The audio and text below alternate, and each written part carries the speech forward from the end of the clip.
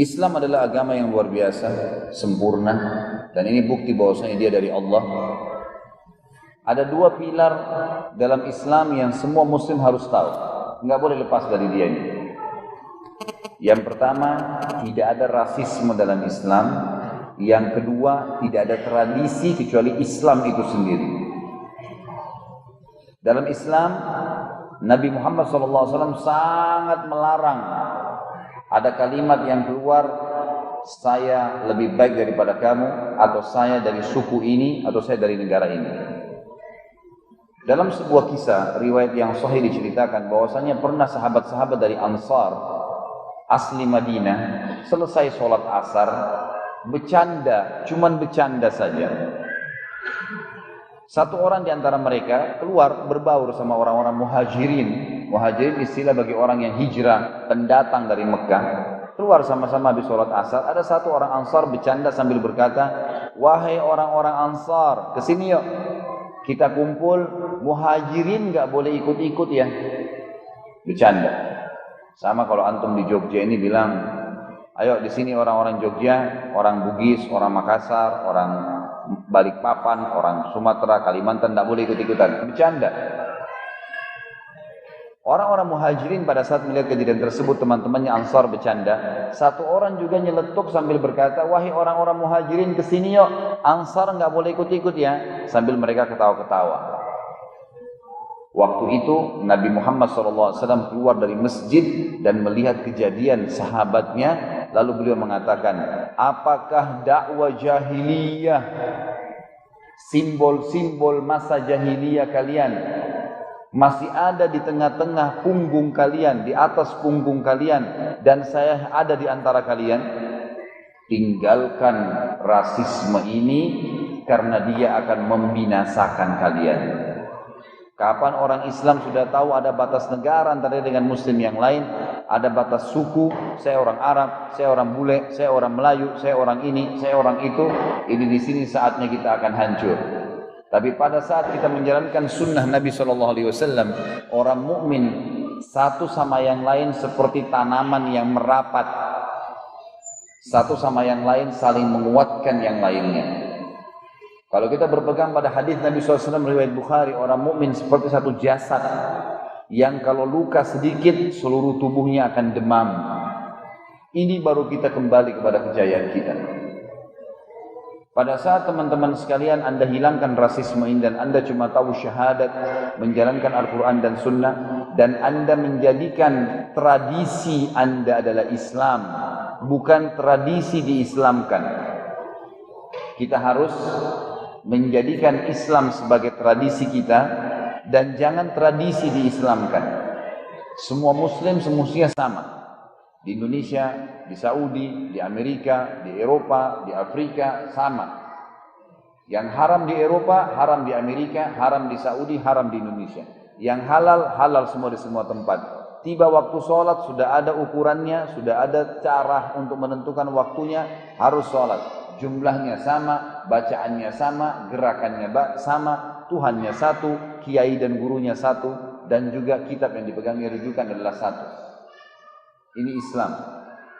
Dua pilar ini harus ada. Ini akan mengokohkan kita, teman-teman sekalian. Kapan kita tinggalkan dua pilar ini, maka kita akan rapuh. Fakta sejarah juga menceritakan kepada kita, seperti saya katakan, yang masuk Islam ini adalah orang-orang yang pintar. Yang keluar dari Islam adalah orang-orang yang bodoh. Saya datangkan contoh. Banyak ilmuwan dari Eropa, teman-teman, dan Amerika yang masuk Islam. Ilmuwan-ilmuwan dari non-Muslim yang ini ilmuwan, orang-orang yang sudah intelektualnya tinggi, pintar, wawasannya dan wacananya luas. Saya mulai dengan seorang profesor penyakit kulit dari Muantai. Memang dia bukan dari Eropa dan Amerika, tetapi dia mengambil ijazah dia dari Amerika. Dokter terbaik dalam ilmu penyakit kulit, setiap tahun mengundang dokter-dokter kulit seluruh dunia untuk menghadiri seminar yang dia sampaikan di sebuah auditorium yang besar. Hadirlah sekian ratus orang, semuanya dokter spesialis kulit. Kalau selain kedokteran tentu sudah pasca sarjana, S2, S3-nya. Pada saat itu teman-teman sekalian, dia menyampaikan, ini kisah sekitar 7 tahun yang lalu. Kenapa profesor ini masuk Islam? Dia naik di podium lalu dia mengatakan, saya baru mengadakan penelitian dengan teknologi yang canggih sekarang. Ternyata rasa sakit yang dirasakan oleh manusia disebabkan karena adanya miliaran urat saraf yang sangat halus melengket dari bagian dalam kulitnya. Kalau urat saraf ini bisa ditaklukkan, mungkin obat-obat bius itu menggunakan untuk menaklukkan urat saraf ini, maka secara otomatis akan mudah pembedahan. Dan cara yang lain, kalau urat saraf itu kena luka kebakar kulitnya, kebakar urat sarafnya, maka bagian dalam tubuh itu, kalaupun sampai dibedah, tidak menghasilkan rasa sakit.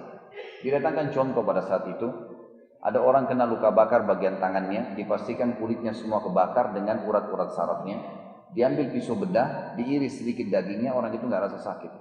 Satu auditorium ini bersorak semuanya, luar biasa. Kebetulan pada saat itu teman-teman sekalian ada 2 dokter muslim dari Mesir. Yang satu ini dokter tapi suka hadir pengajian para ulama, dan ini yang mesti antum lakukan, ini yang mesti anda lakukan. Anda punya spesialis dalam bidang apapun ilmu dunia, jangan tinggalkan majlis ilmu seperti ini. Karena menuntut ilmu syar'i ini wajib. Talabul ilmi fardhatun ala kulli muslim. Menuntut ilmu syar'i adalah wajib bagi semua muslim. Dokter muslim dari Mesir ini yang satu suka hadir pengajian para ulama, faham halal haramnya Allah, faham ilmu agama. Maka dia lebih luar biasa karena dia bisa menyatukan kedua ilmu pengetahuan ini, ilmu agama sama ilmu pengetahuannya.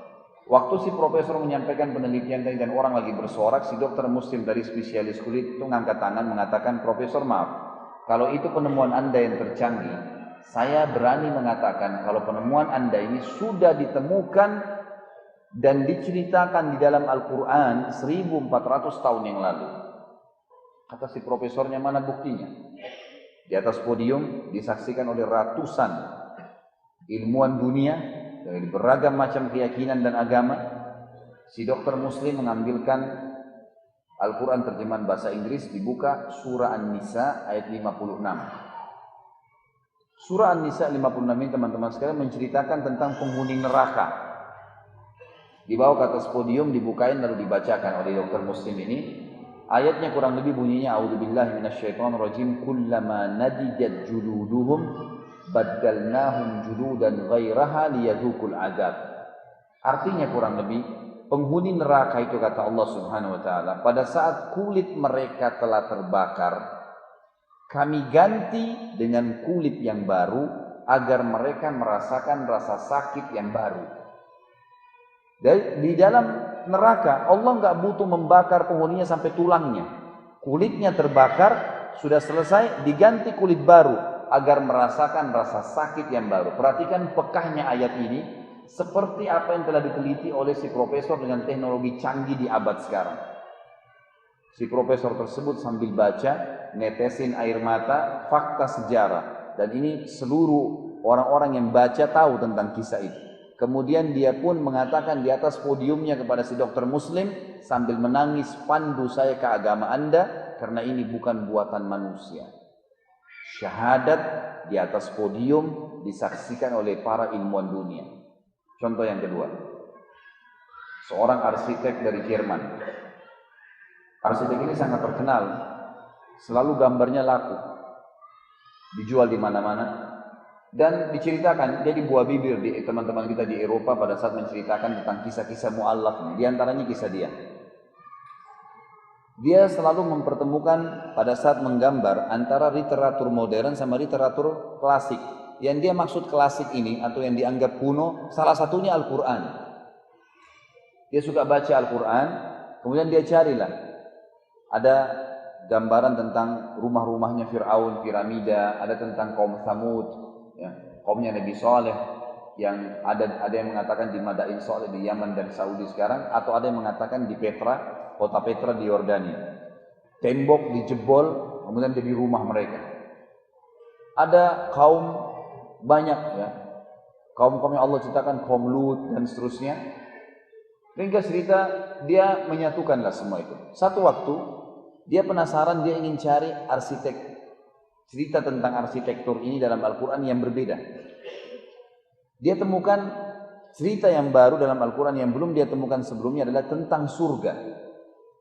Kalimat surga dalam Al-Quran yang sering dibahasa Arabkan jannah, selalu kalimat ini diparengkan dalam Al-Quran dengan jannatin tajri min tahtil anhar. Surga yang dibawahnya mengalir sungai. Penasaran dia, sebagai seorang arsitek, apa maksudnya nih? Kok surga yang dijanjikan untuk orang yang paling bertakwa, paling patuh sama Tuhannya dalam agama Islam, dijanjikan istana, yang istana itu di bawahnya mengalir air. Memang apa istimewanya air mengalir? Dia penasaran, muncul ide dia beberapa hari kemudian, ada tanah kosong dia punya, dibangunlah bangunan sebesar rumahnya dia, sekitar 600-700 meter, dibangun rumah tersebut dengan megahnya, dengan mewahnya, hampir sama dengan rumah yang dia tinggalin. Cuma bedanya, dia nggak pakai granit atau marmer lagi, dia ganti lantainya dengan kaca. Dan di bawah kaca itu dibuat ada panel listrik, ada saluran air. Jadi air mengalir di bawah. Orang kalau injak kaca itu lantai, orang pikir dia sedang menginjak air karena jernihnya. Dibuat sedemikian rupa bagus. Selesai rumah tersebut, dia pergi ke beberapa negara Eropa selama 2 bulan. Datang presentasi ke beberapa perusahaan untuk gambar-gambarnya. Dia ceritakan waktu dia masuk Islam. Dia bilang, begitu saya pulang dari Eropa sangat capek, penat, luar biasa. Dari bandara saya nggak pulang ke rumah saya yang ada istri saya ke rumah baru.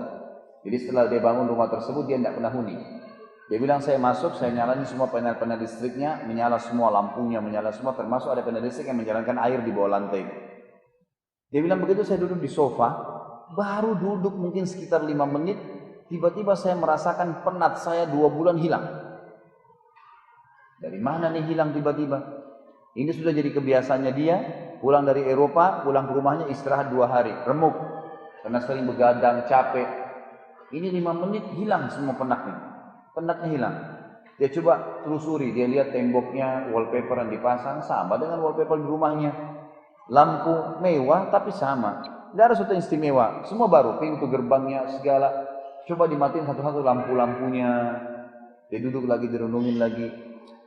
Masih ada sesuatu yang ganjal nih. Terakhir sampai setelah dia matikan semua panel listrik, kecuali tinggal panel listrik suara air yang di bawah lantainya.